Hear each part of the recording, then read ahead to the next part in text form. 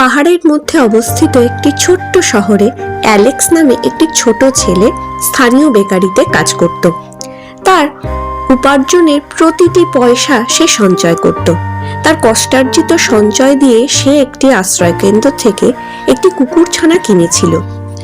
কুকুরছানাটিকে বাড়িতে নিয়ে আসার পর অ্যালেক্স অস্বাভাবিক কিছু লক্ষ্য করেছিল। কুকুরছানা, যার নাম ছিল জ্যাসপার, আসবাবপত্র দেওয়ালে ধাক্কা খেত, চারিদিকে সে হোঁচট খেত। পশু চিকিৎসকের সাথে পরামর্শ করার পর অ্যালেক্স জানতে পারে যে জ্যাসপার অন্ধ। হতাশ কিন্তু দৃঢ় প্রতিজ্ঞ অ্যালেক্স তার নতুন সঙ্গীকে ছেড়ে দিতে অস্বীকার করে। সে ঘন্টার পর ঘন্টা ধৈর্য সহকারে জ্যাসপারকে গাইড করত, মৌখিক ইঙ্গিত এবং মৃদু স্পর্শের সাহায্যে তাদের বাড়িতে নেভিগেট করতে শেখাতো। জ্যাসপারের অক্ষমতা সত্ত্বেও তাদের বন্ধন প্রতিটি ক্ষণস্থায়ী দিনের সাথে আরো গভীর হয়। সময়ের সাথে সাথে অ্যালেক্স বুঝতে পারে যে জ্যাসপারের অন্ধত্ব ছদ্মবেশী একটি উপহার।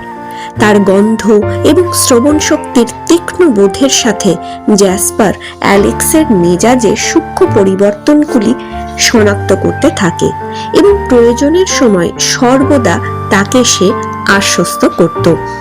তাদের বন্ধুত্ব শারীরিক সীমাবদ্ধতা অতিক্রম করে গভীর বোঝাপড়া এবং নিঃস্বার্থ ভালোবাসার মধ্যেই নিহিত ছিল। একদিন হাঁটতে বেরোনোর সময় জ্যাসপারের তীক্ষ্ণ সংবেদন তাদেরকে জঙ্গলে ঘুরে বেড়ানো একটি হারিয়ে যাওয়া শিশুর দিকে নিয়ে যায়। জ্যাসপারের নির্দেশনার জন্য ধন্যবাদ। তারা নিরাপদে শিশুটিকে তাদের পরিবারের কাছে ফিরিয়ে দিতে পারে। শহরবাসীর কাছ থেকে প্রশংসা এবং কৃতজ্ঞতাও অর্জন করে।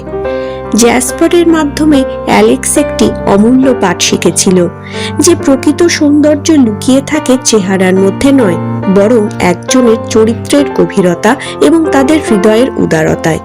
একসাথে তারা প্রমাণ করে যে ভালোবাসা এবং বোঝাপড়াই হলো সর্বশ্রেষ্ঠ ধন।